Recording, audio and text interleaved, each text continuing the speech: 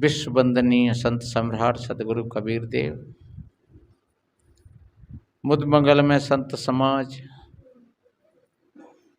सभी धर्म प्रेमी सज्जन, शक्ति स्वरूपाएं माताएं और बहन, छोटे छोटे बच्चे एवं बच्चियां, आप बहुत काफ़ी देर से संत और भक्तों के माध्यम से ज्ञान की चर्चा को श्रवण किया।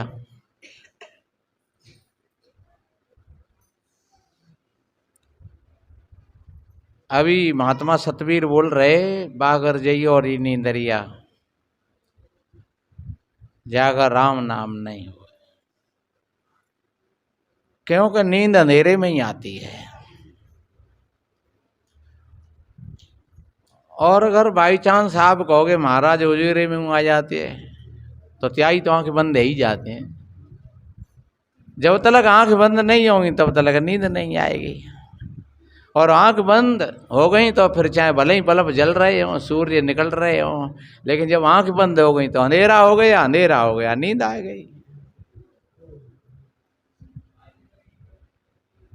सज्जनों, वास्तव में ही हमारे जो भीतर का अंधेरा, बाहर का अंधेरा कुछ नहीं बिगाड़ सकता है।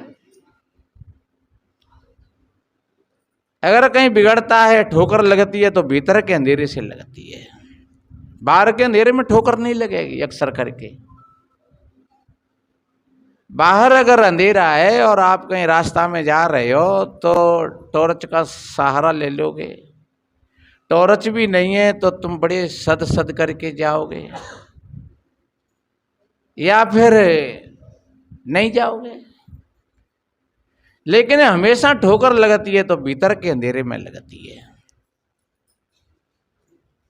अगर तुम बाहर के अंधेरे में सद सद करके चल रहे हो तो तुम गिरोगे नहीं, और ऐसे अंधेरे में अगर गिर भी गए तुम तो लगेगी भी नहीं। क्यों? कि तुम बहुत सद सद करके पैर रख रहे हो, और फिर भी अगर पैर फिसल गया और तुम गिर पड़े तो लगेगी नहीं, क्योंकि तुम सचेत थे, जागृत थे भीतर से। लेकिन जब बाहर भीतर का अंधेरा होता है, बाहर हमें को ऐसा एहसास होता है कि हम तो जगे हुए हैं, हम तो खूब सब दिख रहे हुए हैं, और फिर तुम धरते हो लंबी लंबी डगार, और जब लंबे लंबे डगार धरे सोई धड़ाक हो भयो, बाहर क्या दिख नहीं रहा? कि नहीं दिख कहाँ रहा था, बाहर से लग रहा कि दिख रहा है, लेकिन दिख नहीं रहा था।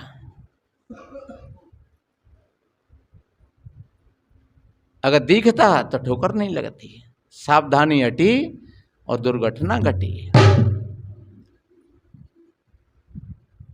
अक्सर करके लड़ाइयां होती हैं तो उजेरे में होती हैं, लेकिन बाहर तो उजेरा है पर भीतर में अंधेरा है।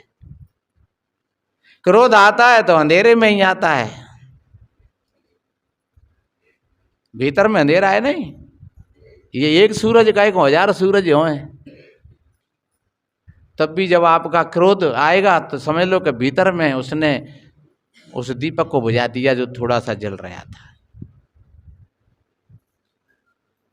इसलिए बाहर का प्रकाश इतना हमें धोखा नहीं देता है, और बाहर का अंधेरा हमको इतना धोखा नहीं देता है। अगर हमको धोखा देता है तो भीतर का अंधेरा धोखा देता है। इसलिए भीतर में उस प्रकाश की महती आवश्यकता है, उसको हम कहते हैं ध्यान, उसको हम कहते हैं साधना। भीतर का प्रकाश कब जागृत होगा? जब तुम ध्यान में जागृत हो जाओगे।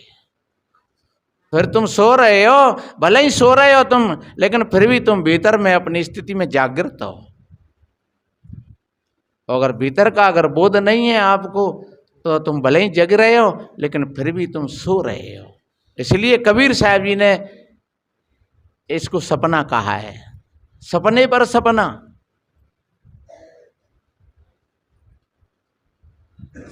एक तो सपना होता ही है, लेकिन एक सपने पर भी सपना होता है।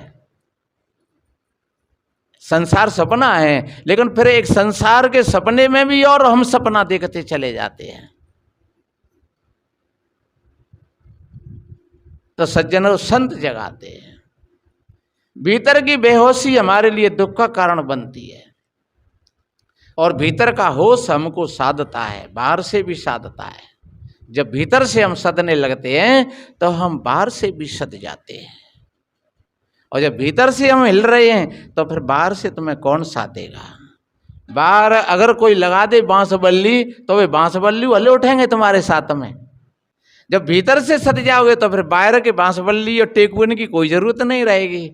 भीतर से सदने का मतलब है हमारे अंदर में होश जागृत हो जाए, हम जाग जाएं। जगने की अवस्था कौन सी मानी जाती है? जैसे कोई आदमी जा रहा है और चला जा रहा है अपनी धुन में, आगे से कोई गाड़ी आ रही है और उसने एकदम हॉर्न मारा और तुम्हारे एन पास फिर तुम एकदम बबके, वो तुम्हारे जगने वो होश की अवस्था है। जैसा उस क्षण तुम्हारे भीतर में होश जागृत हुआ, ऐसा हर वक्त रहे तो समझ लो कि फिर तुम जगे हुए हो। तुम्हें तो पता ही नहीं हो कि सामने से गाड़ी चली आ रही है पूंकत, तुम अपनी धुन में चले जा रहे। तुम्हारे भीतर में कहूं विचारों के पुलंगा बंध रहे थे, तुम थे तो रास्ता में, लेकिन बाहर से तो तुम कहीं और, कहीं दूसरी जगह थे, भीतर से दूसरी जगह पर थे। किसी विद्वान ने कहा है, राह कहीं राही कहीं और राहे पर कहीं। रास्ता कहीं है, हम चल रहे कहीं हैं, और हमारे भीतर से विचार कहीं चल रहे हैं। हम आए तो धौलपुर के बाजार में, और भीतर से हमारा खेत, हमारा मन बाजरे पे, अरे आज बाजारों कट जाते तो बढ़िया होते। तो तुम बताओ बाजार में होगा तुम खेत पे हो? आए तो तुम सत्संग में हो और तुम्हारा मन रखा है दुकान पर, अरे आज दुकान चलो ठीक है, अब घंटा भर लेट है जाएगी, चलो देख लेंगे। तो अब तुम हैं दुकान पे ही, तुम बैठे तो सत्संग में हो पर तुम दुकान पे हो। एक बार कोई मुल्ला जी नमाज पढ़ रहे थे, रास्ता में हो गया उनका समय, और वो नमाज पढ़ रहे, और मजनू अपनी लैला की याद में चला जा रहा था। लैला हा लैला हा लैला हा लैला हा लैला लैला, भाई लैला ही लैला नजर आ रही थी। और मुल्ला जी नमाज पढ़ रहे और उसको तो पता ही नहीं लगा, जो उसका जो मुसल्ला था, जो चादरा था, आसन बिछा हुआ था, और उस पर वो पैर रखता हुआ निकल गया। मुल्ला जी ने उसको दौड़ करके पकड़ लिया, काफर तूने मेरी नमाज को खराब कर दिया। मजनू ने कहा, क्या वास्तव में तुम नमाज पढ़ रहे थे? हाँ, कि तुझको दिख नहीं रहा था? मैं नमाज पढ़ रहा था। तो जब नमाज पढ़ रहे तो आप तो खुदा के पास में होने चाहिए थे, तो फिर तुमको मेरा पता कैसे लग गया?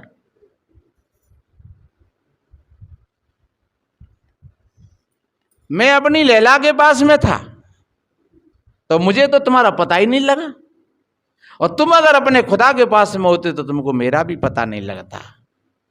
तो तुम सच्चे अर्थों में तुम नमाज नहीं पढ़ रहे थे, तुम कुछ और कर रहे होंगे। मैं तो अपनी लैला की नमाज पढ़ रहा था, मैं तो अपने लैला के ध्यान में था, तो मुझको नहीं पता लगा कि तुम कौन हो, कहाँ पर हो, क्या कर रहे हो। इसको ध्यान कहते हैं। वो मुल्ला जी नमाज पढ़ रहे थे लेकिन फिर भी उनका ध्यान नहीं था, और मजनू एक अपनी प्रेम का आशिक, उसको लैला ही लैला नजर आ रही थी। ऐसा ही जब हमारे भीतर में ऐसी जागरूकता होती है, ऐसा ध्यान बढ़ता है सज्जनों, उसको कहते हैं हम होश की दशा। ऐसी दशा में आपको कोई भी विकार छूने वाला नहीं है। चाहे काम हो वो तुमको दिखेगा, क्रोध हो तुमको दिखेगा, लोभ मोह हो वो तुमको दिखेगा, अहंकार हो वो तुमको दिखेगा। तुम्हारा चेहरा दया से उभरा हुआ सबको प्रिय लगेगा। सज्जनों, संत कहते हैं बागर जाइयो रे नींदरिया, वहां जाइयो जहां जागरूकता नहीं हो, जहां बेहोशी हो, वहां तुम्हें आराम मिलेगा, वहां तुम खूब सो, 12 घंटा सो, 14 घंटा सो। हमारे साथ में क्या लोग, हम तो होश में बैठे हैं, ध्यान में बैठे हैं, अपने सदगुरु के ध्यान में बैठे हैं और पत्थर पर बैठे हैं, पत्थर की शिला पर बैठे हैं, तो हम पैसे कहाँ लोगे? हमारे यहाँ तुम्हारी गुजर नहीं होगी। हाँ, वहां जाइयो जहां कोई लोग झूठ बोलने ज्यादा, जहां लोग कामी हो, क्रोधी हो, मोही हो, अहंकारी हो, वहां जाओ, वहां तुम्हारा सम्मान होगा, तुम्हारा आदर होगा वहां पर। और हमारे साथ में क्या ले हुई? हमारे यहां तो तुम तकत ही रहोगी कि चलो ने विश्राम करूं मैं यहाँ इसके यहाँ पर, लेकिन हम सदगुरु के ध्यान में बैठे हुए हैं, हमारे यहाँ तुम्हारे लिए बिल्कुल जगह नहीं है। हम तो बैठे गुरु भजन में, हमारे यहाँ स्थान नहीं है तुम्हारे लिए। ऐसी अज्ञान की नींद के लिए ज्ञानी पुरुषों के यहाँ कोई स्थान नहीं है, इसलिए उन्होंने कहा वहां जाओ। सज्जनों, इसी को कहते हैं जागरूकता, इसी को कहते हैं होश। जो ऐसे होश में अपना जीवन जीता है, समझ लो वो सत्य के साथ में जीवन जी रहा है। अभी हमारे वो त्यागी जी 8 प्रकार की योग की बातें बताएं, यम, नियम, आसन, प्राणायाम, प्रत्याहार, ध्यान, धारणा और समाधि, ये योग के 8 अंग बताए उन्होंने।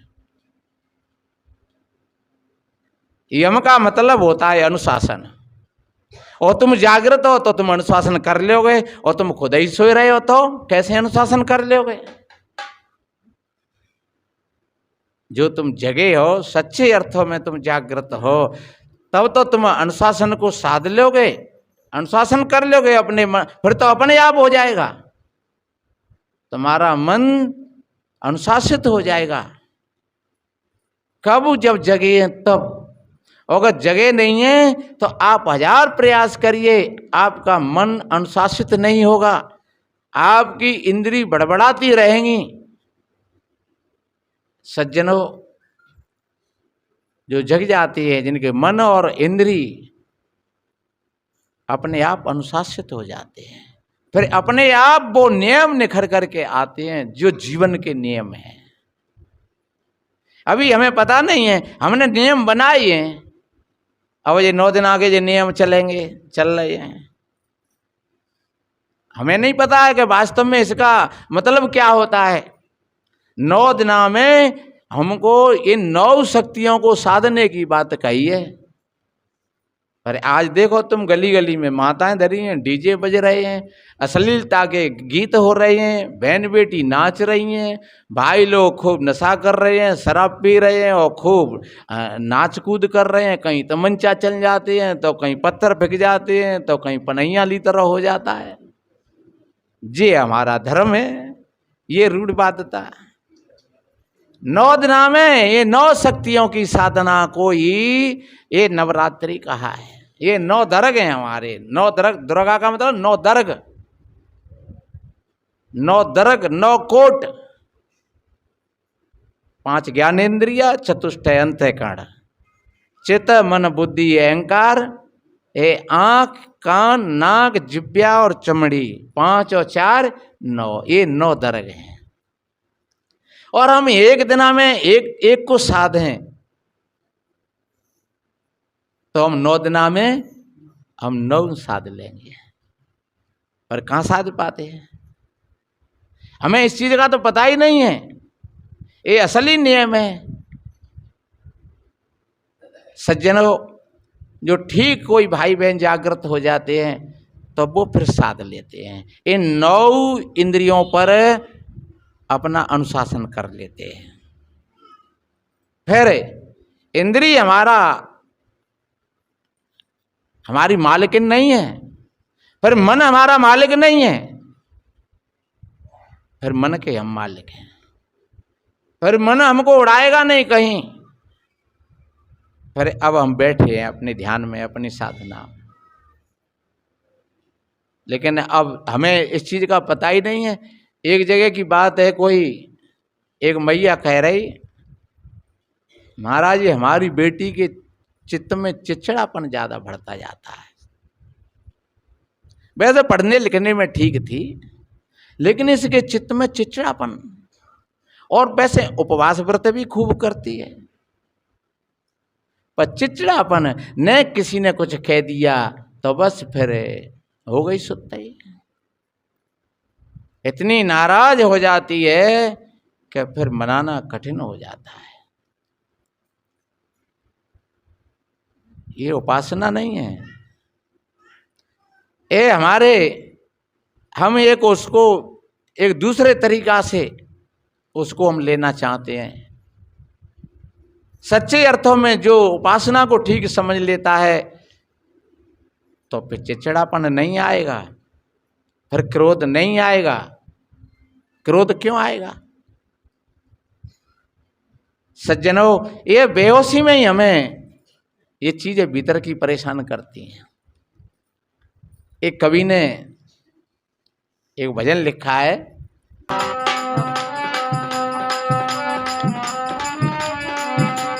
अरे तेरी धीरे धीरे जा रही है, तेरी धीरे धीरे जा रही है धोखे में उमरिया यार, अरे तेरी धीरे धीरे जा रही है धोखे में उमरिया यार, अरे तेरी धीरे।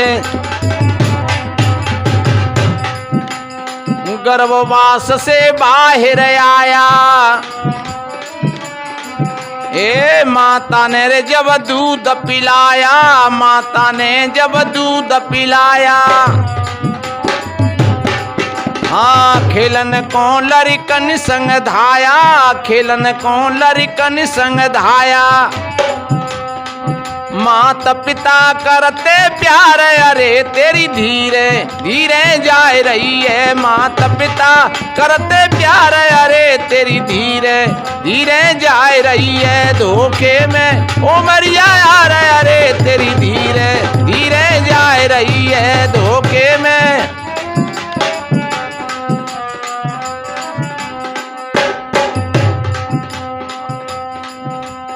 बचपन गए और जवानी आई,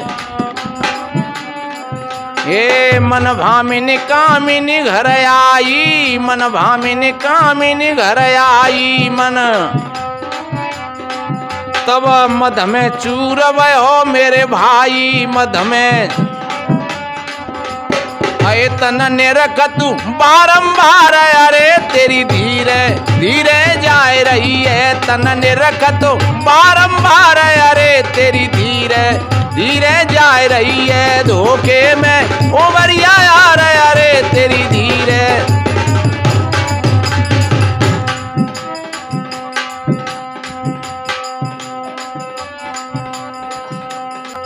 हाँ आयो रे बुढ़ापो अब गई है जवानी,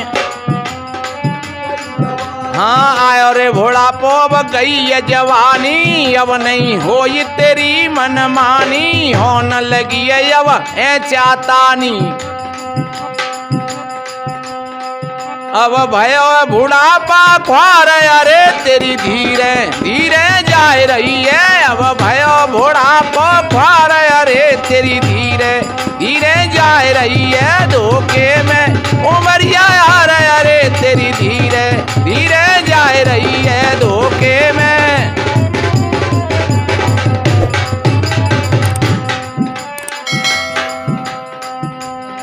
वक्त पड़े पर कोई ना साथी, वक्त पड़े पे कोई ना साथी, ए मतलब के बेटा और नाती, मतलब के बेटा और नाती, ए अमृत त्यागी बनो निज घाती, अमृत त्यागी बनो निज घाती। अरे तन जर के है गया छार, अरे तेरी धीरे धीरे जा रही है, तन जर के है गया छार, अरे तेरी धीरे धीरे जा रही है धोखे में उमरिया यार, अरे तेरी धीरे धीरे जा रही है धोखे में